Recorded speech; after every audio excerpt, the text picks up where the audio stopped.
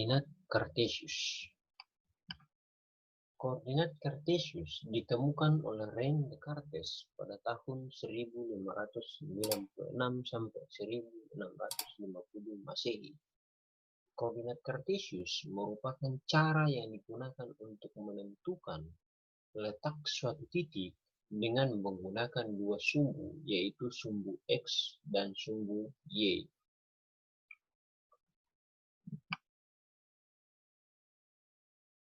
Perhatikan gambar berikut. Di sini kita akan menentukan tentang posisi titik terhadap sumbu X dan sumbu Y. Di sini ada sumbu X yang biasa juga disebut dengan sumbu absis.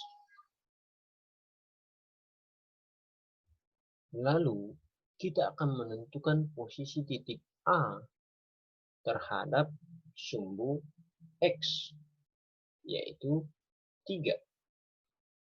Dari posisi titik ini semuanya, dari A sampai H, dapat kita tentukan koordinatnya, yaitu posisi titik A terletak di koordinat 3,6.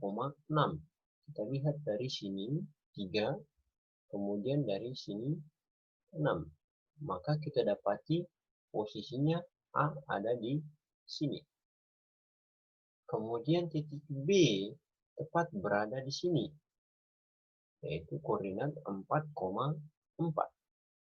Titik C ada di negatif 4,3. Titik D negatif 6,5. Titik E berada pada negatif 5, negatif 5. Titik F berada pada koordinat negatif 3, negatif 3. Titik G berada pada koordinat 2, negatif 6. Dan titik H berada pada koordinat 6, negatif 5. Di sini kita bisa lihat bahwa titik A ini adalah 6 satuan dari sumbu X, yaitu 1, 2, 3, 4, 5, 6. Dan 3 satuan dari sumbu Y, 1, 2, 3. Demikian juga dengan yang lain, memiliki satuan tertentu sesuai dengan koordinat masing-masing.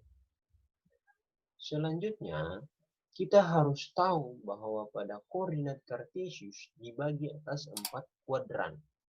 Kuadran yang pertama di sini, kita lihat bahwa titik Q ini berada pada kuadran pertama.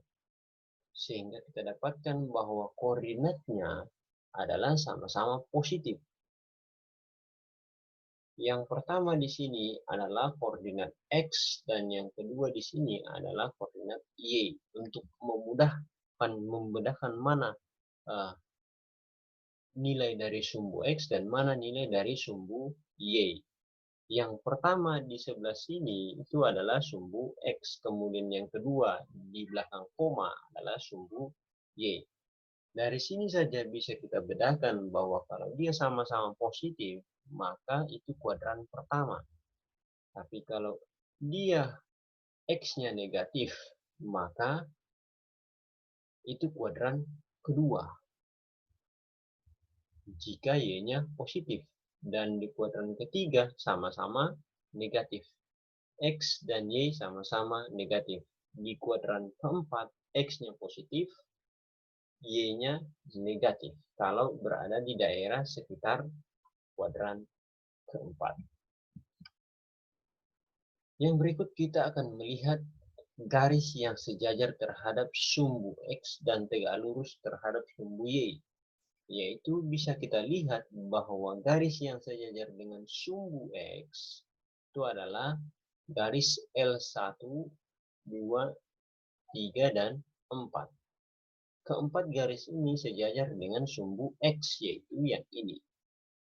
Namun, keempat garis L ini juga, L1 sampai 4, tegak lurus terhadap sumbu Y. Memotong tegak lurus. Ini masing-masing ada perpotongannya. Sehingga bisa dikatakan bahwa garis L tegak lurus terhadap sumbu Y. Kemudian, kita akan melihat garis yang sejajar dengan sumbu Y. Di sini kita mendapati bahwa garis M1 sampai M4 itu sejajar dengan sumbu Y. Yang ini sejajar dengan garis M3, M4, M2, dan M1. Namun bisa juga kita lihat bahwa ternyata garis M1 sampai M4 tegak lurus terhadap sumbu X. Selanjutnya, di sini kita bisa melihat bahwa garis N dan garis N1 dan N2 memotong sumbu X dan sumbu Y. Namun, tidak tegak lurus. Inilah yang perlu diingat dari pembelajaran mengenai koordinat Kartesius.